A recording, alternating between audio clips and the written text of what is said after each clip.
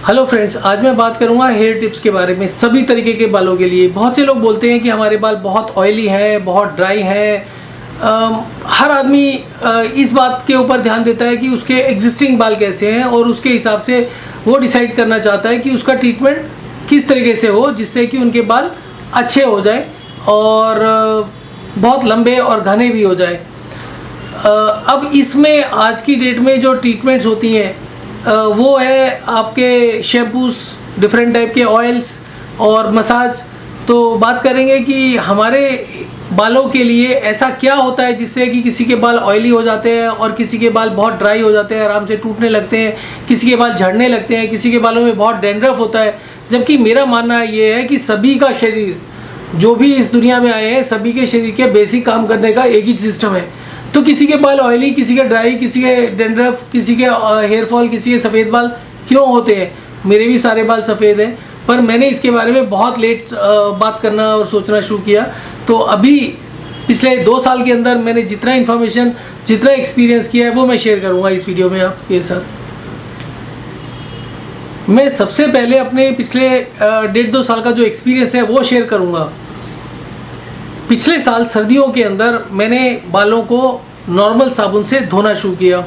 जब मैंने नॉर्मल साबुन से बालों को धोना शुरू किया उस समय मेरे बालों में बहुत डैंड्रफ होता था। मैं अगर फिंगर टिप से ऐसे करके करता था 2-3 मिनट के अंदर पूरा का पूरा टेबल डैंड्रफ से भर जाता था।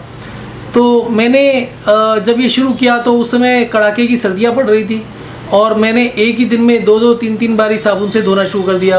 अब कहा यह जाता है कि अगर हम सोप से, लक्स सोप से, खासकर जिसका पीएच ज़्यादा होता है, उससे धोते हैं तो बाल बहुत रूखे हो जाते हैं।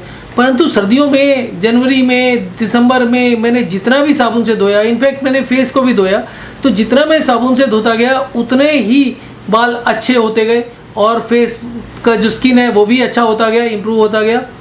और उसके बाद का एक्सपीरियंस भी शेयर करता हूँ। अभी गर्मियाँ चल रही हैं और गर्मियों में मैं बहुत बुरी तरीके से स्वेटिंग करता हूँ। मेरे सर से कंटिन्यूसली पानी बहता रहता है अगर मैं एसी में नहीं बैठा हुआ हूँ, और फेस पर, पूरी बॉडी पर बुरी तरीके से पसीना आता है। और जब हमें पसीना आता है तो हमारी जो स्किन का ऑयल होता है वो भी साथ में निकलता है। तो सर्दियों में मैं एक बार ही साबुन दिन में लगा रहा था और एक बार लगाने के बाद में अभी स्किन तो मेरी ड्राई होना नहीं शुरू हुआ, पर स्काल्प, बाल जो है पूरी तरीके से सूख गए और एंटेंगल भी होने लगे, जिसको फ्रिजी बोलते हैं, वैसा हो गए, टेढ़े मेढ़े हो गए, कॉम्ब करने पर भी ठीक सीधे नहीं हो रहे थे।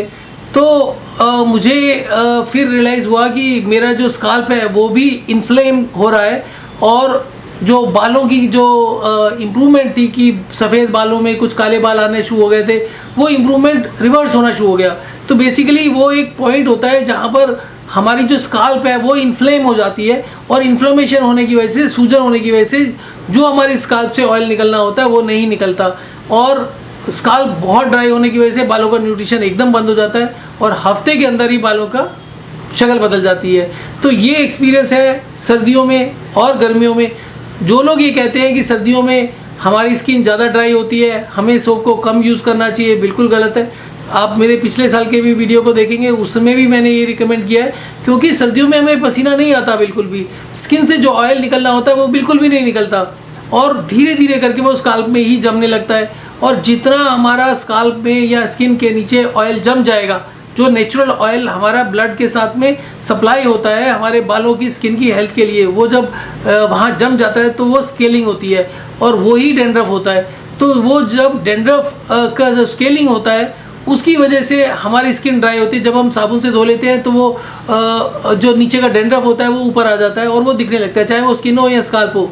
तो जब हम साबुन से धोना शुरू करते हैं सर्दियों में तो जो स्केलिंग हुई होती है, जो जमा हुआ तेल होता है वो हट जाता है हफ्ते 10 दिन में और डैंड्रफ परमानेंटली ख़त्म हो जाता है, चाहे कितने साल भी पुराना डैंड्रफ क्यों ना हो। तो ये तो मेरा एक्सपीरियंस है बालों के बारे में कि बाल सूखे क्यों होते हैं। और उसके अलावा बालों में जो ऑयली होता है जिसकी वजह से बाल टेढ़े मेढ़े होते हैं, स्टिकी जिसको फीलिंग कहते हैं, उस स्टिकी फीलिंग का कारण क्या होता है कि जब हम साबुन से या बालों को अच्छे से नहीं धोते, अच्छे से नहीं मेंटेन करते। बहुत से लोग बोलते हैं कि शैम्पू लगाने से बाल और स्काल्प खराब होती है, तो वो क्या करते हैं, शैम्पू का यूज़ कम कर देते हैं, हफ्ते में 2 दिन यूज़ करते हैं, पर उससे कोई भी इंप्रूवमेंट नहीं होती।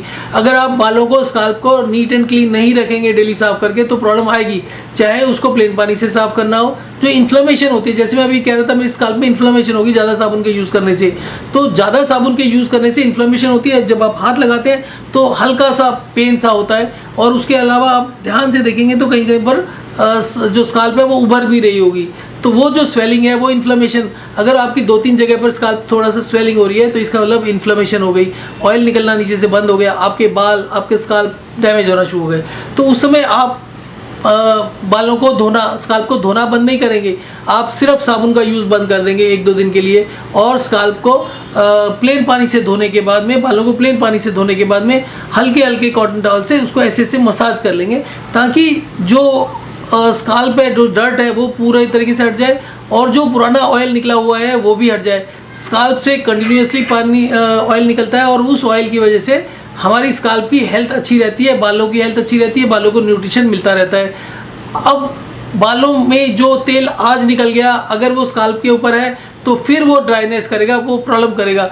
तो प्लेन पानी से 2 से 3 बारी बालों को और स्काल्प को धोने से जो सालों पुरानी प्रॉब्लम्स होती हैं वो ख़त्म हो जाती हैं।